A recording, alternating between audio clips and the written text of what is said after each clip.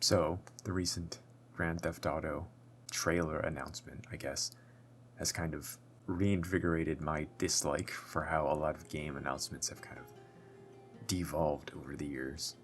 Because every time I see something like this, or kind of the original, oh, we're developing this game tweet they sent a little while ago, it really kind of makes me think of just how big a deal it would have been if they had just dropped this trailer instead of constantly just tweeting about the game.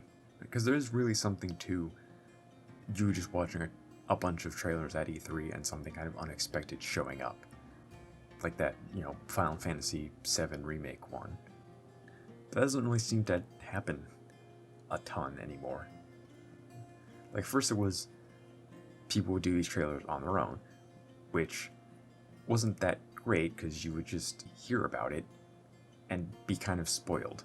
Like, you would read Red Dead Redemption trailer or Fallout 4 trailer and basically have your expectations set just by seeing that on YouTube or social media or whatever.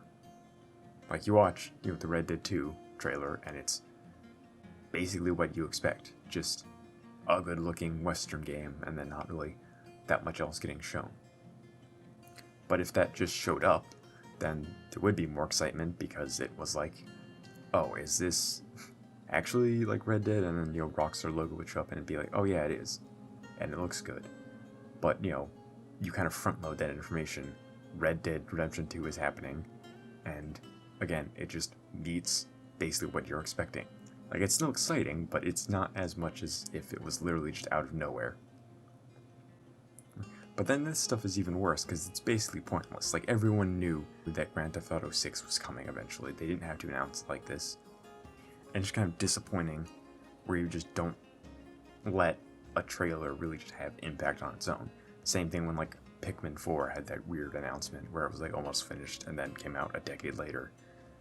Or when From Software just announced Armored Core 6 in a weird interview like way before they actually had a trailer. Right? It's just, why? Just let the trailer come out and kind of speak for itself instead of just having this long drawn out thing where you just sort of announce it in an interview or social media or whatever, and then everyone's kind of waiting, and then the trailer comes out and it's not really a surprise because people are expecting it, and the actual contents of a trailer aren't really that big a surprise because they came in expecting that game. And of course the first trailers don't really show anything too crazy, so it's just kind of okay, whatever. Like, to be honest, I really didn't get like anything out of the Red Dead Redemption 2 trailers that I watched. I don't think I watched all of them, but I watched multiple of them. And besides like the ending of the first one being kind of well done, I basically only bought the game because it's Rockstar. Like, none of the kind of not that good announcements really did it for me, and would have convinced me to buy this game if I just was new to Rockstar and didn't already basically know that they make good games and would probably be interested in whatever they make, unless it like completely bombs review-wise or something. And then Grand Theft Auto 6 is even worse situation because of how much stuff is leaked about it. Like, what are they going to show that we don't already know? Like, we already know about the two characters and like where the game's happening, so like what information are they possibly going to convey, again, especially in the first trailer, where they kind of hold things to their chest a little bit. And then they made it even worse by just announcing that the trailer's dropping in a month, so now everyone's basically waiting for it when it would have really like exploded if they had just dropped the trailer and all the details that it has out of nowhere. Because admittedly not everyone has like followed all the leaks, but clearly a lot of people heard this announcement and are basically just not going to be surprised now. And this kind of also hurts the ability to actually just accurately just tell people about your game. Like, before we had, these big announcements and then people would come out on stage at like E3 or whatever and just explain their game. But now that it's just announcements via tweets or just trailer getting thrown up, you have these situations where people just sort of see that, make their own expectations, and then developers can't really do that much besides just have just interviews or whatever when they actually provide details or try to like set the record straight or throw like a detailed video on YouTube. But most of the time, how many people actually watch things like that? Probably a fairly low percentage of people who actually end up playing the game.